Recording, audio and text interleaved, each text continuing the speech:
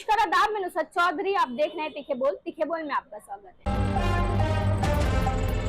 हम बता दें, पिछले कई दिनों से या फिर कई सालों से मुमरा चूहा पुल की जो जमीनें हैं वो अक्सर विवादों में रही है। कुछ हफ्तों पहले वहां पे दिवा प्रभाग समिति द्वारा कार्रवाई भी की गई थी, जिसमें गणेश पाटिल ने ये बयान दिया था कि मेरी मालकी जमीन पे कार्रवाई करके मेरा घर तोड़ दिया गया है और जो अवैध जमीनें हैं उस पर कभी कार्रवाई, अवैध जमीनों पे जो कब्जा किया जा रहा है उस पर कार्रवाई नहीं होती है। जिसके बाद हमारे सामने एक कंप्लेनर आया, संतोष शेलकर, जिनका ये आरोप है कि इन जमीनों पे गणेश नीलकंठ पाटिल न जाने कितने सालों से कब्जा करते हुए आए हैं। साथ ही साथ उन्होंने ये भी आरोप लगाया है कि गणेश नीलकंठ पाटिल ने इन जमीनों पे मंदिर का निर्माण किया, उसके बाद में पीछे की जमीनों को हड़पना शुरू कर दिया। अगर जिस तरीके से संतोष शेलकर ये आरोप लगा रहे हैं कि गणेश नीलकंठ पाटिल जी इसी तरीके से मंदिर बनाने के बाद पीछे की जमीनों पे कब्जा करते हुए आए हैं। सिर्फ इतना नहीं, पिछले कई सालों में गणेश नीलकंठ पाटिल पर कितनी एफआईआर दर्ज हुई, साथ ही साथ रेती उत्खनन के भी मामला उनके ऊपर दर्ज हुए हैं।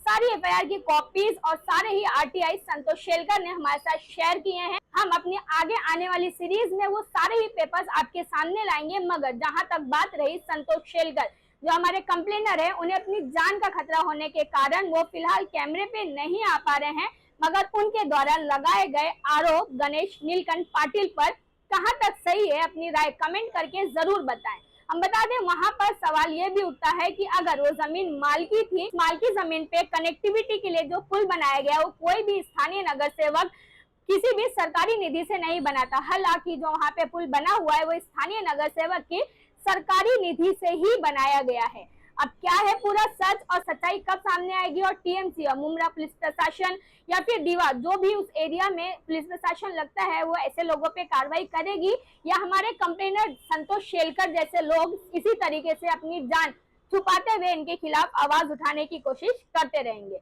मैं नुसरत चौधरी, ऐसी न्यूज देखने के लिए जुड़े रहे हमारे साथ, लाइक शेयर करना ना भूलें। जय हिंद, जय महाराष्ट्र। स्क्रीन पे आप वीडियो देख सकते हैं किस तरीके से लगातार यहाँ पे अवैध तरीके से बांधकाम किए गए थे, जिसके बाद दिवा प्रभाग समिति ने यहाँ पे कार्रवाई की थी। हम आपको मंदिर के अंदर का भी एक गाला बता रहे हैं। संतोष शेलकर की ये शिकायत है कि ये गाला भी अवैध तरीके से बनाया गया है। हालांकि बात का प्रूफ फिलहाल हमारे कंप्लेनर संतोष शेलकर के पास है और न ही हमारे पास, मगर आरोप कई लग रहे हैं। अब देखना ये है आरोपों का खुलासा खुद संतोष शेलकर कर सकते हैं या फिर गणेश नीलकंठ पाटिल कुछ जवाब देंगे।